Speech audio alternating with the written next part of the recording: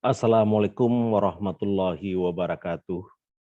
Yang terhormat Bapak dan Ibu pengampu mata kuliah dan seterusnya kawan-kawan yang saya banggakan. Baik, pada siang hari ini kita akan membahas tentang landasan sosiologis dari kurikulum. Untuk melihat landasan sosiologis dari kurikulum, sama-sama kita lihat screen berikut ini, yang mana landasan sosiologis kurikulum didasari oleh analisis tentang individu, masyarakat, dan kebudayaan yang membuat hubungan antara ide-ide, cita-cita, aspirasi, dan harapan masyarakat terhadap pendidikan. Artinya, kita perlu memahami kompleksitas, kekuatan, dan pola masyarakat dan kebudayaan yang mengkarakterisasi hakikat kebudayaan itu sendiri. Dengan demikian, kurikulum tidak bisa dipisahkan dengan masyarakat. Kurikulum terkait erat dengan masyarakat. Brady and Kennedy, terbitan tahun 2007, halaman 3. Berikutnya, ketika mengkaji landasan sosiologis dari kurikulum, perlu kita lihat tentang masyarakat, kebudayaan, dan pendidikan itu sendiri. Masyarakat menurut Ross 1963 halaman 99 adalah sekelompok orang yang lebih banyak berinteraksi satu sama lain dibandingkan dengan individu lain dan bekerja sama untuk mencapai suatu tujuan. Ketika masyarakat ingin mencapai satu tujuan, mereka mendirikan institusi untuk mencapai tujuan tersebut. Hasilnya, institusi yang sehat tentu akan menghasilkan masyarakat yang sehat, dan begitu pula sebaliknya.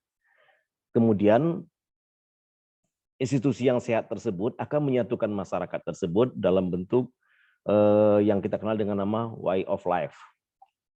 Nah, kemudian sesuatu yang membuat mereka menjadi satu kelompok dan tidak menjadi kelompok sosial yang lain, dan itulah yang disebut dengan kebudayaan. Dalam kehidupan masyarakat, kebudayaan berperan sebagai instrumen bagi kesatuan dan kelangsungan hidup suatu masyarakat. Ini menurut Ornstein dan Levine 1984 halaman 324. Dengan demikian, kebudayaan berfungsi sebagai social semen atau pemersatu sosial bagi semua warga masyarakat itu. Zais 1976 halaman 157. Kemudian, kebudayaan berperan mengatur tingkah laku sosial atau regulating social behavior warga masyarakat. Ini menurut Ross 1963 halaman 85. Kemudian lagi, kebudayaan menurut ilmuwan sosial dekat dengan pengertian awam, yaitu tradisi atau hal-hal yang dipelajari dan dianut masyarakat. Ini menurut Ross 1963 halaman 85. Kebudayaan terdiri atas pengetahuan, keterampilan, nilai-nilai, adat istiadat, kebiasaan, cita-cita, sikap, kepercayaan, dan cara berpikir suatu kelompok sosial. Atau menurut Stun and Schneider 1971 halaman 2 dan 3 serta Zais 1976 halaman 157. Sementara menurut Bloom dan Selznick, culture refers to man's entire social heritage, all the knowledge, beliefs, custom, and skills he acquires as a member of society. Artinya, kebudayaan mengacu pada seluruh warisan sosial, manusia.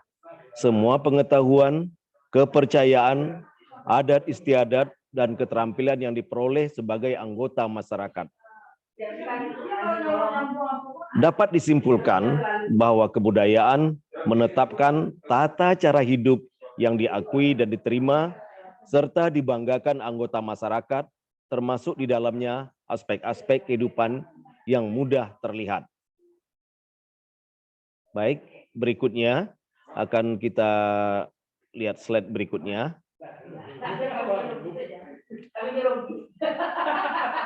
Aspek kebudayaan yang tersembunyi ini disebut psikologi masyarakat yang mencakup antar hubungan dan saling kaitan antara ide-ide, cita-cita, aspirasi, kepercayaan, nilai-nilai, asumsi, filsafat hidup, cara berpikir, dan lain-lain.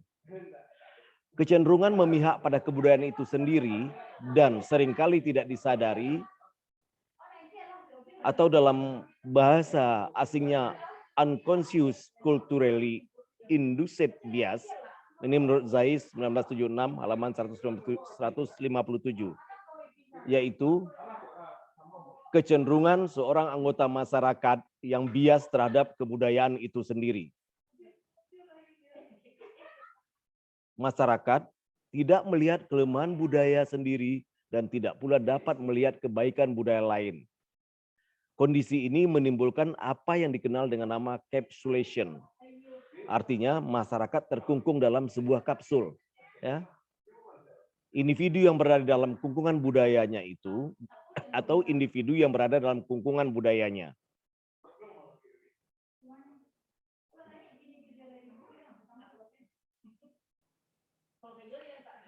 Kemudian sistem pendidikan, jika meminjam istilah Karl, ya, 1972 halaman 3, bersifat realistik, realisitik, dan praktis.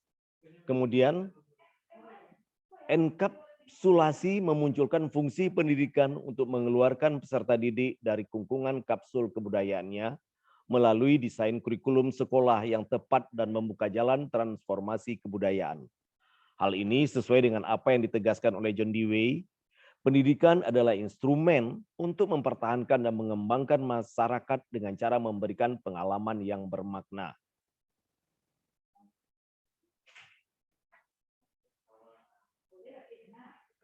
Kemudian berikutnya kita lihat perubahan kurikulum. Salah satu tujuan pendidikan adalah melakukan perubahan menuju ke arah yang lebih baik. Menurut Sen, 1977 halaman 10. Perencanaan, pengembangan, implementasi, dan evaluasi kurikulum terkait dengan perubahan terus-menerus ke arah pencapaian yang ideal. Ini menurut Smith dan Lovett, 1995 halaman 203. Institusi pendidikan seperti sekolah haruslah sehat, yaitu memiliki kapasitas untuk tumbuh, berkembang, dan berubah ke arah yang lebih baik dari waktu sebelumnya. Johnson, 1970, halaman 253.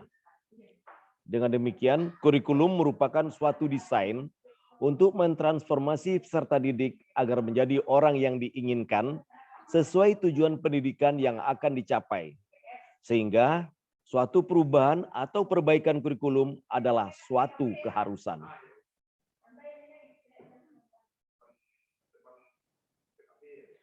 Kesimpulan, pertama, kebudayaan menetapkan tata cara hidup yang diakui dan diterima serta dibanggakan anggota masyarakat, termasuk di dalamnya aspek-aspek kehidupan yang mudah terlihat seperti barang-barang produksi, organisasi politik dan institusi sosial, mata pencarian, bentuk-bentuk pakaian, makanan, permainan, musik, cara-cara memelihara dan membesarkan anak, upacara keagamaan dan cara-cara kenegaraan, dan lain-lain. Menurut Zais, 1976 halaman 157. Kemudian, sekolah yang selalu terlambat melakukan respon terhadap perubahan masyarakat. Padahal, sekolah berfungsi pula melakukan transformasi kebudayaan. Ketiga, perlu dikaji apakah dengan desentralisasi pendidikan yang direpresentasikan dalam bentuk manajemen berbasis sekolah, school-based management, belum dapat menanggulangi masalah birokrasi yang seringkali dianggap sebagai penyebab ketertinggalan pendidikan dari perubahan yang cepat.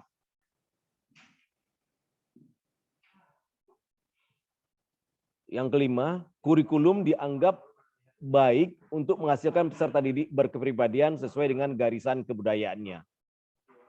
Artinya kurikulum akan dianggap baik untuk menghasilkan peserta didik berkepribadian sesuai garisan kebudayaannya. Kemudian sekolah yang mempertahankan status quo atau status quo kebudayaan seperti yang diinginkan kaum konservatif akan menghasilkan anak-anak yang patuh, anak-anak yang bermental tergantung pada orang dewasa. Terakhir, konsep variasi kebudayaan universal, khususnya alternatif serta subkultur pada masyarakat yang besar, menunjukkan perlunya individualisasi belajar dan diferensiasi kurikulum dan pembelajaran untuk menghindarkan keunikan dan sekaligus menyediakan kesempatan belajar yang bervariasi sesuai dengan perbedaan dan kebudayaan para peserta didik.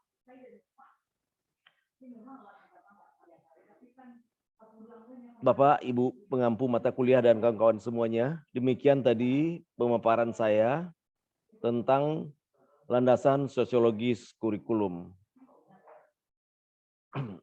Sebelum sesudahnya, saya ucapkan terima kasih dan silakan ajukan pertanyaan atau saran tentang pembahasan kita pada hari ini.